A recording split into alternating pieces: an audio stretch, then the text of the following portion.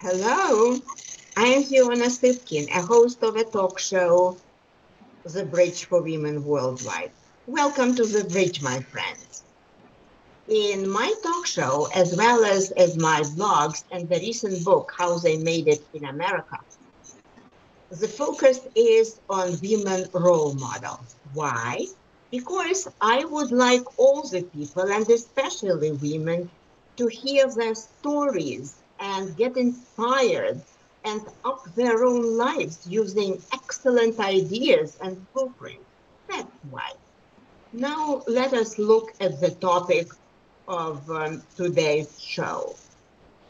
Here it is. The topic for today's show is how to reach post-traumatic success and hold your head up high, starring Laura Del Gaudier. Laura is the third-generation undertaker, mother, author of the book Undertaker, and also an advisor. Today, you will hear what it takes to survive and thrive as a young girl being molested by her school teacher. Also, how to cope with daily stresses and how to overcome grief. All topics traditionally tough for women. Tough, but doable. So stay with us, please. Let us welcome Laura Del Gaudio for today's show. Hello, Laura. Hi, Fiona. Thank you so much for inviting me here. I am so touched and blessed. Thank you. Yeah, I'm happy to have you. Let me introduce you properly here at the bridge. Ladies and gentlemen, I admire Laura Del Gaudio for a reason. She is a strong woman. See for yourself. In her early age, she had to step into her father's shoes and work as undertaker. A tough job for anybody, to say nothing of women who are considered to be a weak sex. But not Laura, period.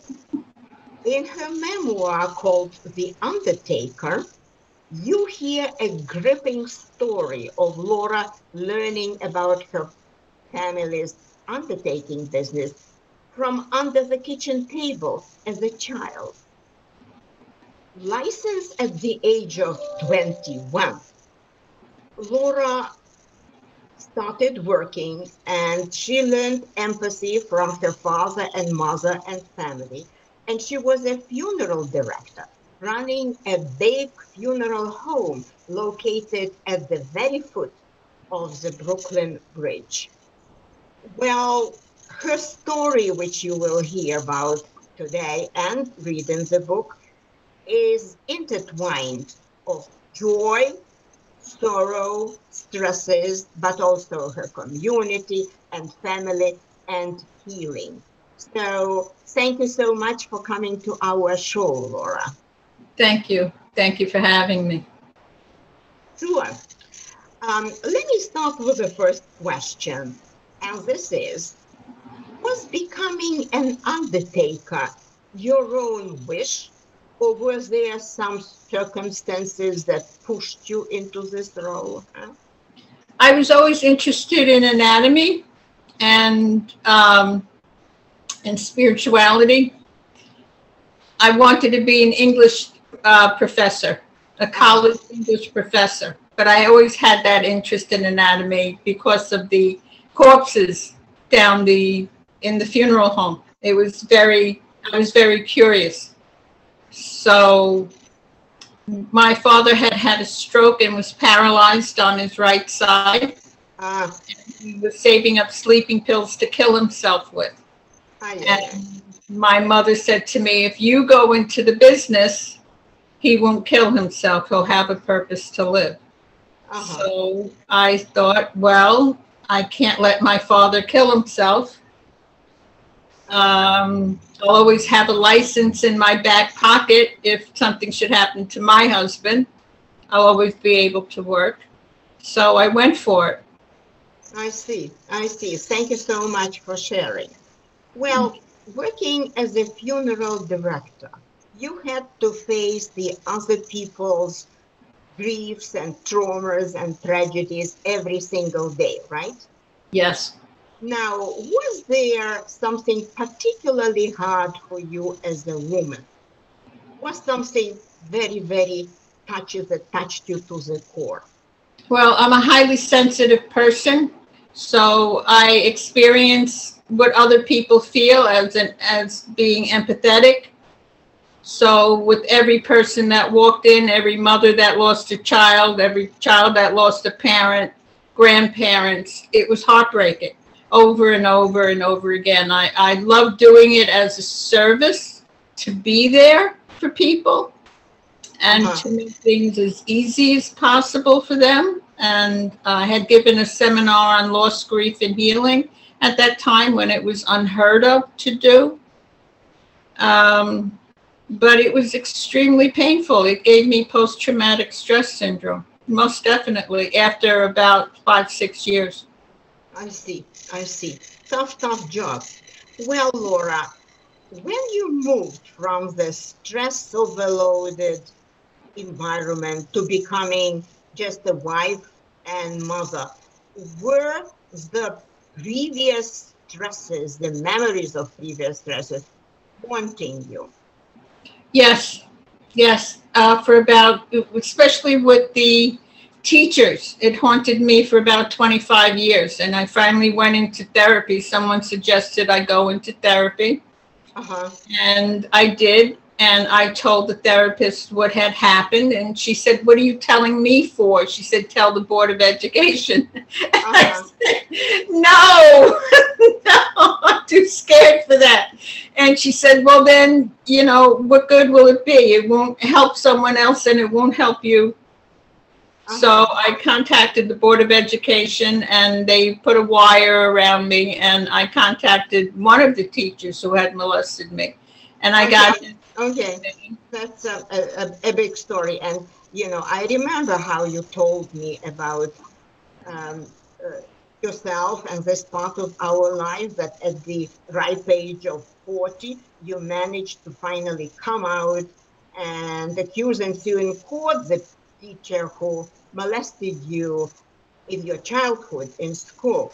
So I have here 2 specific questions. What took you so long? This is question number 1.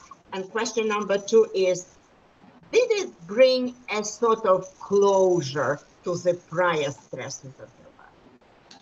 Yes, it says, I read up on it, and I tend to read up on things I'm doing and with that I'm going through. And it said it normally takes about 25 years to process pains like this. The mind just does not accept the trauma of it.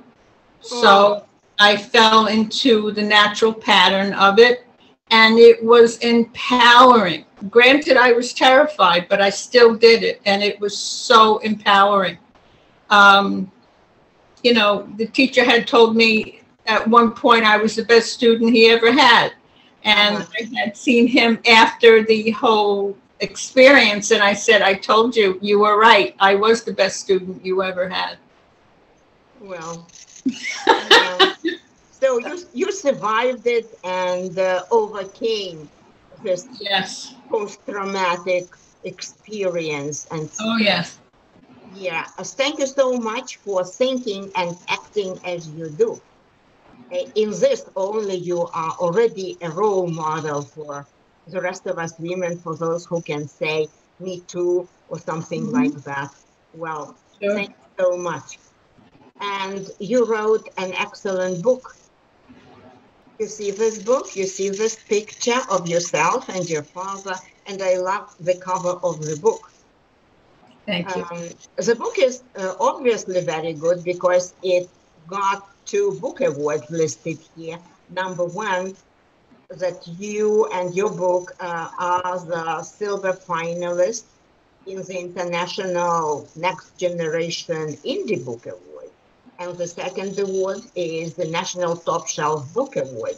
That's very, very high honor, and I congratulate you with that. Thank you. Thank you, yeah, could you please share with those who also go through grief process. You have a lot of experience. So please share what to do and how to do it. Very important to be very creative. Creativity and grief go hand in hand if you want to heal. You need to express oneself. We're not built to be isolated and to not share ourselves. And the more we express ourselves in creative things, or with people themselves, or with therapists, or with ministers, priests, rabbis, anything that allows us to express ourselves, whether it be grief, sorrow, joy, because you do recall the good. That's the success part, when you recall all the good things you had with someone that you're suffering through grief with. And it's very important. We just not built to do things alone. Yeah, well, thank you so much. And I loved your website, your book website, that has blogs on the topic and also has many resources that help people share grief and move on. So thank you for doing all that, Laura. You're very welcome. You're very welcome. Let's now discuss the values that made you you. As you may know, my recent book, How They Made It in America, features 18 diverse American women succeeding in the United States big time. I distilled their common values, common success values. There are 7. And in my experience, and I wrote a book, how those values help them succeed in life. Now, could you please comment and say which of these values might have helped you to really reach the post-traumatic success and hold your head up high? The inclusive leadership. When I did that seminar on lost grief and healing, I had involved the entire community, and I was not alone. Everyone had something valuable to put into it. And I became a bigger person. That allowed me to hold my head up high and to also get the feedback of people who are willing to help, gratefully. And perseverance. I just don't give up. No matter, clinical depression, the whole 9 yards. I just do not give up. I see life as an adventure. Some adventures are very difficult. They call it the hero's journey in storytelling. And some adventures are scary, some are fun, some are just wonderful, like this. But one must persevere and do what one needs to do. If one needs therapy, go. If one needs to create. Do whatever it takes. Do whatever it takes to express yourself and be yourself. No need to hide, no need to lie who you are. Just go wherever your intuition leads, to be genuine, and the world will fall at your feet. Thank you so much for sharing. Really, these are perseverance and inclusive leadership and also creativity that helped you to reach post-traumatic success. And I'm very grateful for you sharing. Yours, I believe, is a story of a lady who continues to be a people's person, supporter, and advisor till today. And I do thank you for being a role model, Laura, from all the women and all the listeners. Thank you. Thank you, and God bless you, Fiona. Thank you for all the work you do. You're a great role model. Thanks. Finally, let me share this slide and talk about the audience and thank them for watching the Bridge for Women Worldwide. we invite you to subscribe to our channel, which is now 6,000 subscribers strong and counting. And let us connect using these links. YouTube, of course, The Bridge for Women Worldwide, and also my book website, www.fionasitkin.com, and you are welcome to send me an email, fiona.sitkin@gmail.com. I will always answer whatever question you send to me. Now, let us say goodbye. I salute you, and Laura and I are wishing you to stay well and healthy for years to come. Bye-bye. Bye-bye, Fiona. Thank you so much. You also.